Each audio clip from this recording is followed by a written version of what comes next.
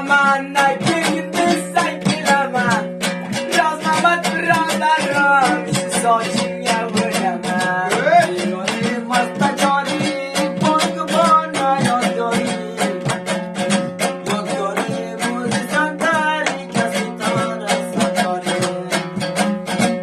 Kilo kilo söyledi, darya sultan tüladı.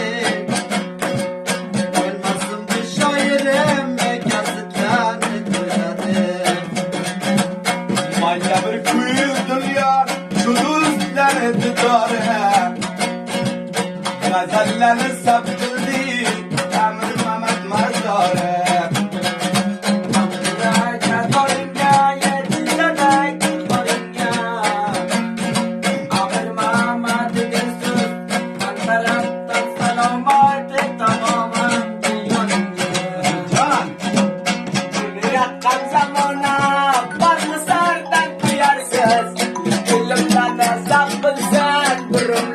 Can, ha? Parçasını atsın, bellerle buradan bastın. Sırrımla yataylayımız, batırlar hızlar olsun. Bir koça bakıcaya balayı onayıca. Ay mama kukamın ancıra buldi bu gece. Bu benden körüne, körmeyi dandı körüne. Harap rüzünü körmeyi, Ural Mehmet körüne. Kokmadan vuraman, başağını kıraman. Yerge kubatın kolsa, unumdan vuraman. Oy varım bana, gülüm boydu yıkaman. Bu gece mimon reisi, yakış yok gidemem. Osmandaki yıldızı sanıp gitmedim ay.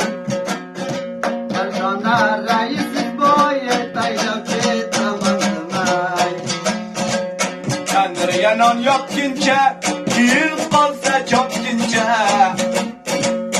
Siz bizden eteylemeyi, Ebde bazar ketkince.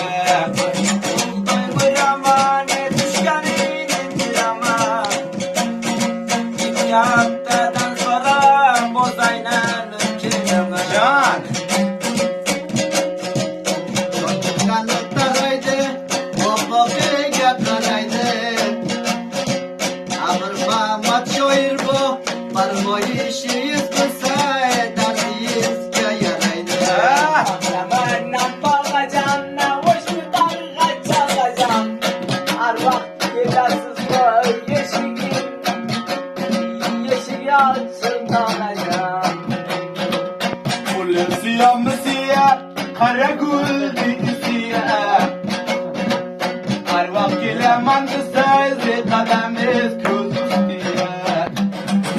Kolumdaki kalbimi bir dava bu derdime. Bakıyor kerrakaya milyon kırmarıma. Mayısgil namroyeli, dünyadan cahil. Sadı sadoka toze, cavzi canya İsrail. Oy ve kamet hayatke, kala verirsen hayatke. Boyat bir şagird bari ve salam desem.